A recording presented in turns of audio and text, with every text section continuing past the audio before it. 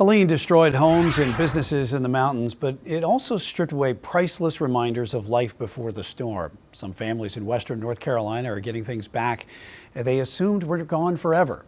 John Lee explains in tonight's Faces of the Carolinas.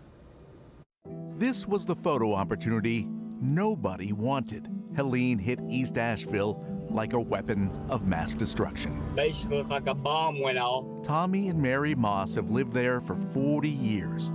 These stills, taken after their lives, came to a standstill. It's not about the house or about the stuff that's in it. It's about those little things that you can't replace, like the photos. Looks like a page of a scrapbook with a really cute dog. Taylor Schenker has uncovered many of them. There's a girl playing the guitar.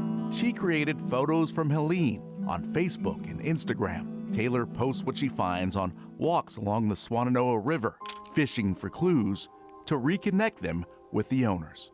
It's a really tough time, but it's exciting to have these little moments and to know that they are being reconnected. They show the best of times, many from weddings and Christmases past. There are school pictures and athletic conquests. As word spread, others started sending in contributions. It's just so powerful to find some of these photos and to make different connections. When I saw that picture, I couldn't even speak. Photos from Helene salvaged several childhood prints of sons Tommy and Dallas Moss that wound up 5 miles away. It's kind of damaged, but that is my son, Tommy. That's our oldest son who passed away when he was 12. Tommy had a rare genetic disorder called Hunter syndrome.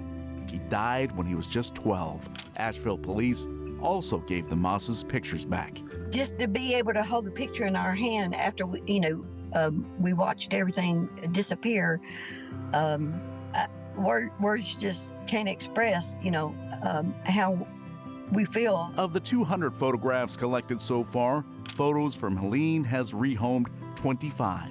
I wanted them to be able to be connected with the people who had them, because I know how much that small memory can really mean to somebody. She found all of these pictures of my babies when they were little that got washed away. Susie Pruitt of Otine also laments the loss of her home sweet home. Her daughters are both still living. Still, seeing those old photos again is like an emotional family reunion. I'm just happy to see her face. As a parent, sometimes you forget how small your children were and how incredibly beautiful they are. So I'm very thankful to have little mementos like this. Maybe a mom and a daughter at Christmas. Photos of Helene also helped Brittany Buckner find her father-in-law's urn. The ashes washed away, but her family's thrilled to have the heirloom. When I got the notifications, I was ready to go. I was excited, and I had a slew of emotions, and I can't thank you guys enough for reuniting us with that. Since Helene, it's just 1,000 ways that faith in humanity has been restored.